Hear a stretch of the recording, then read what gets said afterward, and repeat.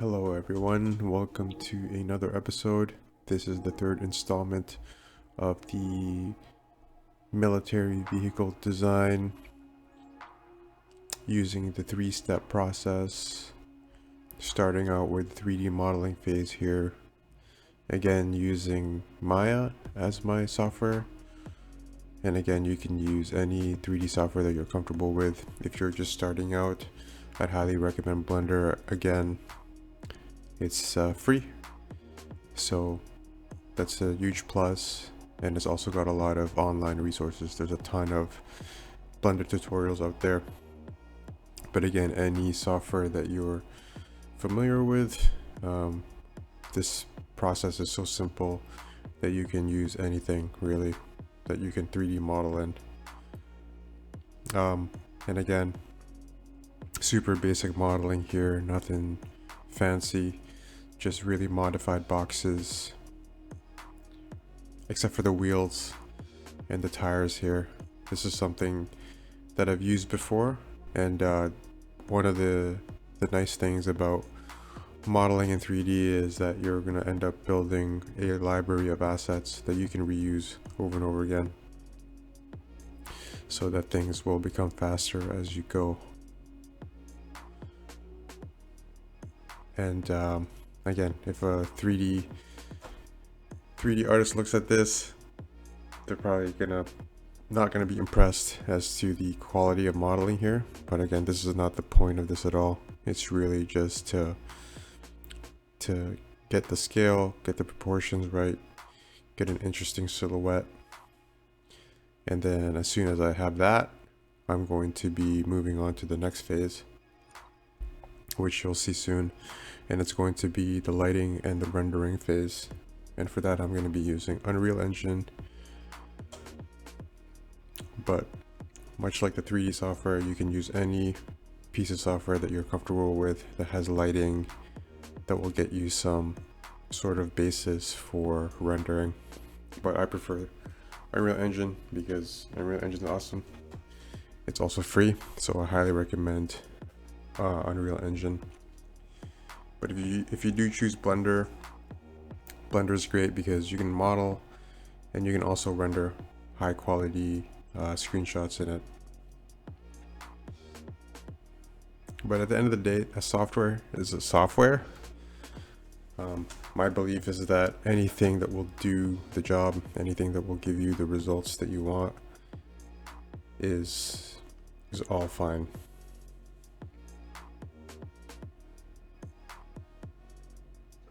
And in terms of software, I also believe that, like, there's so many things out there that come out. There's always new pieces of software out there that I think you really got to pick and choose which ones you spend time in, because there's too much to learn. And I really believe in learning software in terms of trying to achieve a result with it, because I think that having a goal when you are using something will actually make what you learn more practical, because these pieces of software are so deep that you can really go into rabbit holes of things. So having a goal will really allow you to focus your efforts.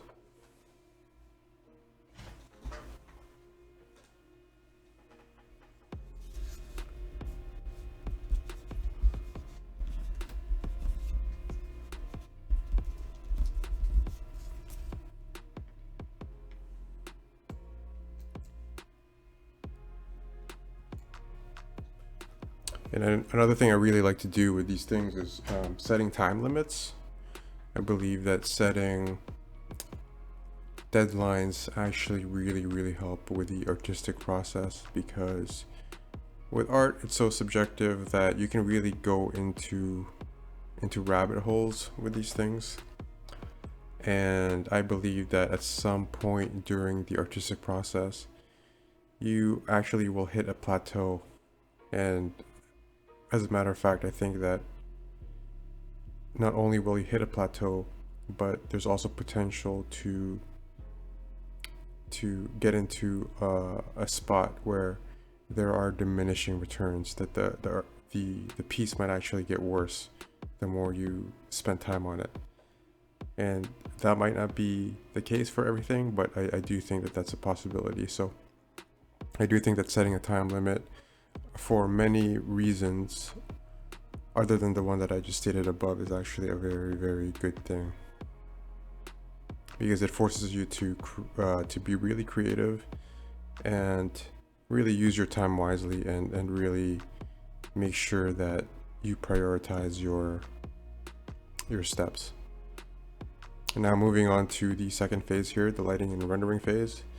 Again, I'm not going crazy here with the lighting settings. I'm just getting something that's really something that's good enough to take into the next phase, into Photoshop, because really that's where all the fun really takes place, is getting a nice shot, a nice screenshot, and then painting over it. That's really the part of the process that I really look forward to getting to. And so I don't do anything super fancy with this stage here. I just want to make sure that the composition is what I want, the scale is what I want, the proportions is what I want, and I'm not really using anything much more than default settings there to get this initial block out render here. And now I'm taking it into Photoshop to do the 2D paint over.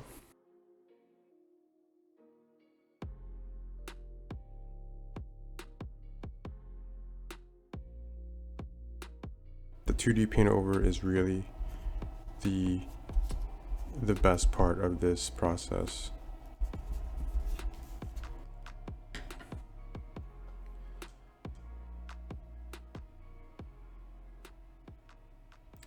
So here again, going back, the first thing that I really do going from 3D to 2D is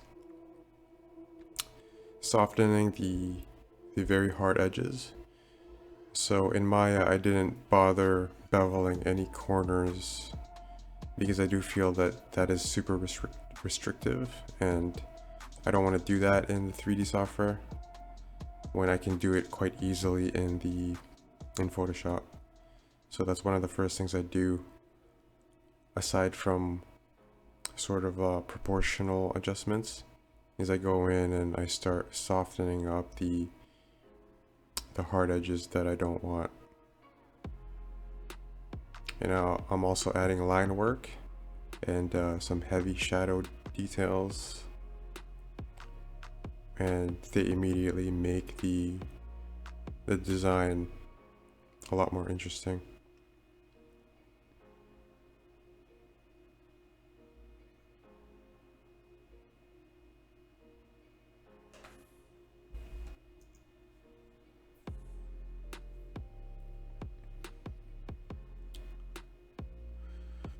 And as I mentioned in the previous videos, using this process, is that the great thing about the 3D blockout and having a lit render is that it allows you to, it gives you a box to play in, right? And what I mean by that is it gives you the parameters and the rules that you've set. And so within those rules, you can really play and add details according to those rules, to really make sure that the things that you add in Photoshop in the 2D phase fit within the rest of the design, right? And hopefully that makes sense.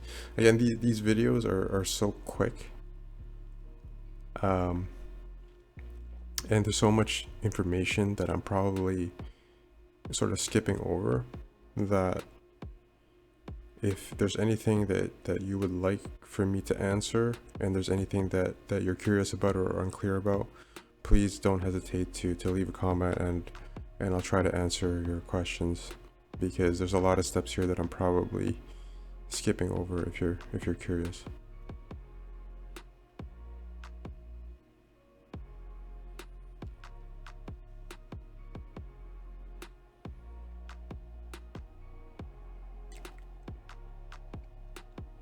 And And so after I've done a little bit of cleanup and I've added a little bit more detailing to the design, I like to go in and sort of get a feel for the color palette that I want to use. And I've been really feeling this sort of muted, like military color. It's a very desaturated greenish kind of tone here, along with the very gray gunmetal color. Something that I've been really feeling a lot thus far. In my previous vehicle designs, I went for these very crazy highly saturated color schemes, and this might just be like a reaction to that. Maybe I've gotten tired a little bit of the super saturated colors that I'm kind of going back to here.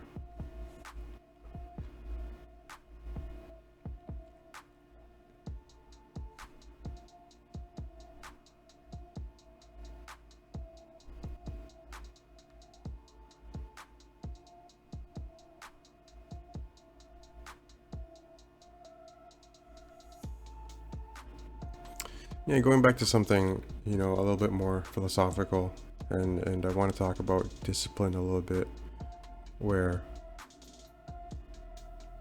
sometimes it's very hard, especially for me, these recordings I do, these sketch sessions I do late at night.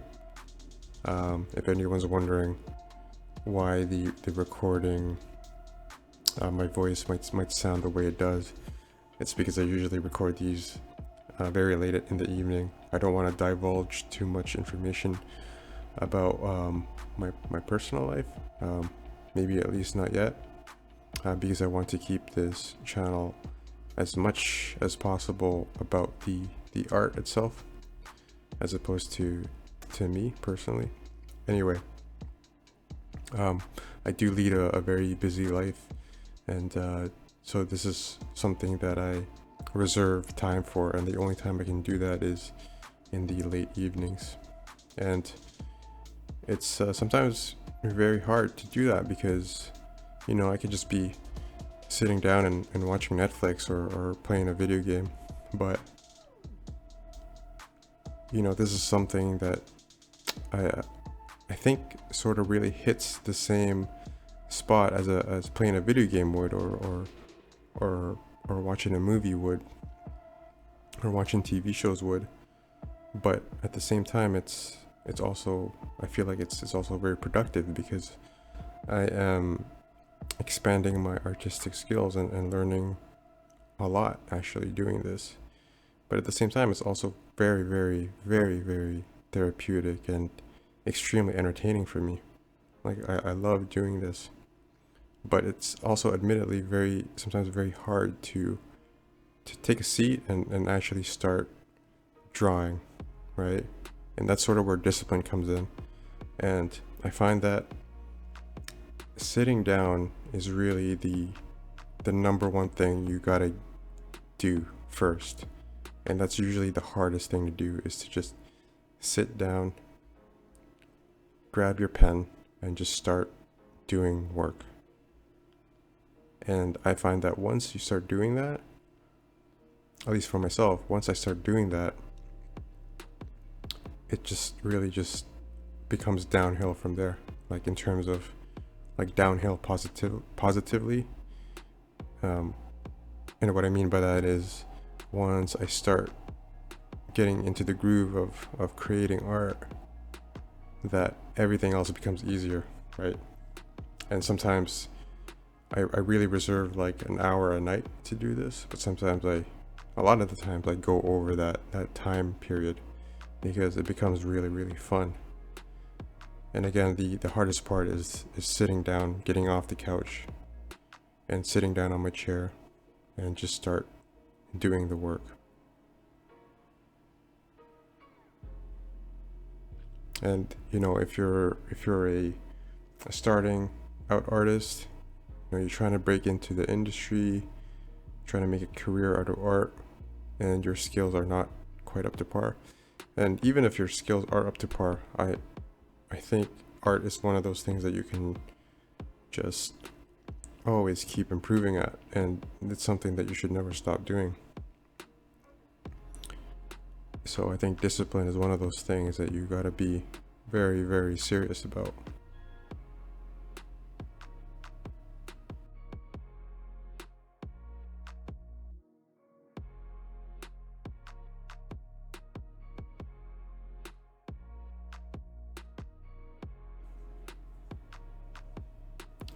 And yeah, I probably sit down and draw 5 to 6 times a week.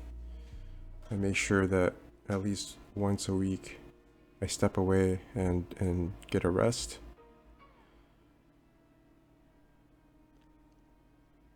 But it's a commitment that I've made to myself that this is something I'm going to be doing if I want to improve at art or anything for that matter. It's something that you got to consistently do.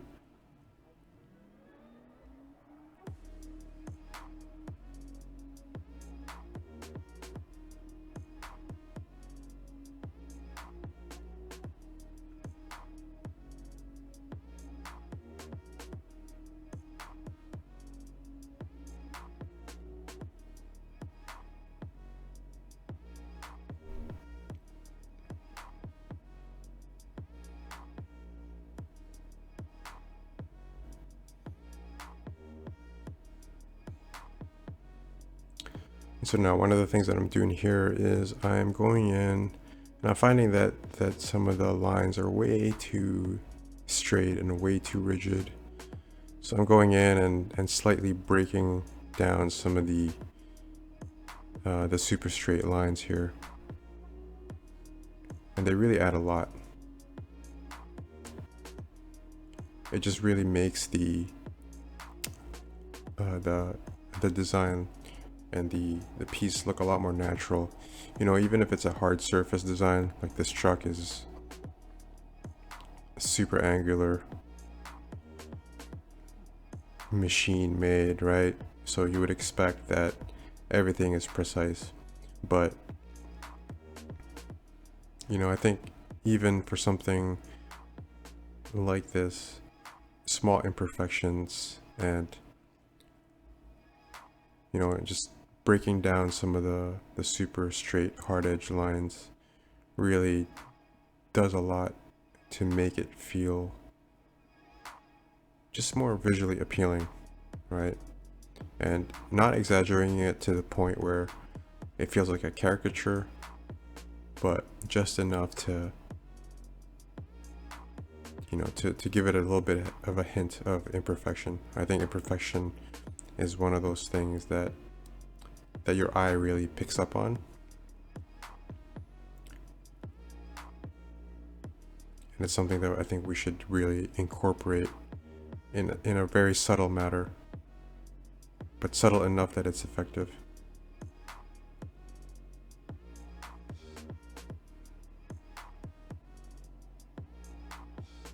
And here, one of my favorite parts of painting is, especially with a vehicle like this that's a predominant color palette, is adding those tertiary accent colors, right? And I mentioned this in previous videos before where, you know, for example, the green here is the primary color, the gunmetal, the gray used on the tires, and the sort of the top elements there being the secondary color. And then there is the tertiary colors with the lights, the emissive lights there. And the ratio is quite, I would say, not exactly evenly divided, but it sort of exponentially decreases, right? In terms of proportions, in terms of distribution.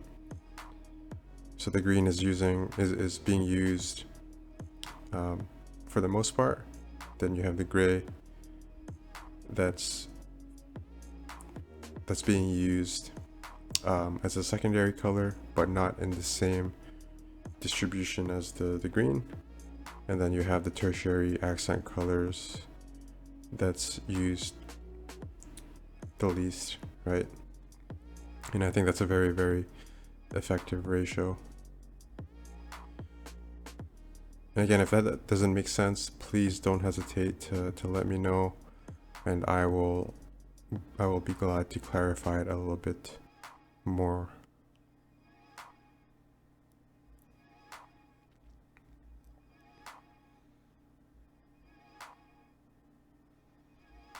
And here, just really adding the finishing touches here, adding a little bit more visual interest to the image.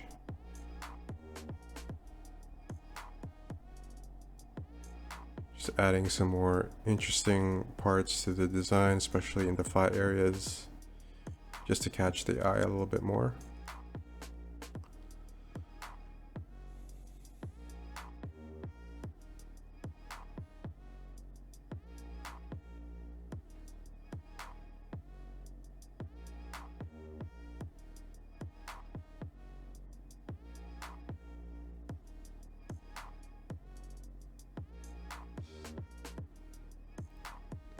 Just finding the right placement for it, checking if it works during a horizontal flip.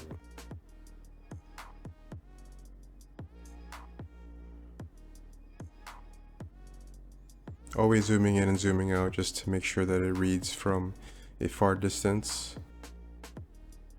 That's also something that I practice quite often. And then the finishing touches, just adding some elements to catch the eye in the undercarriage there. And yeah, this session is almost over. Really fun for me. I hope it was fun for you as well. Hopefully you learned something new. At the very least, I hope you enjoyed this session. And once again, if you enjoyed it, if you liked this video, please hit like. Please leave a comment and subscribe. And I'll catch you in the next one.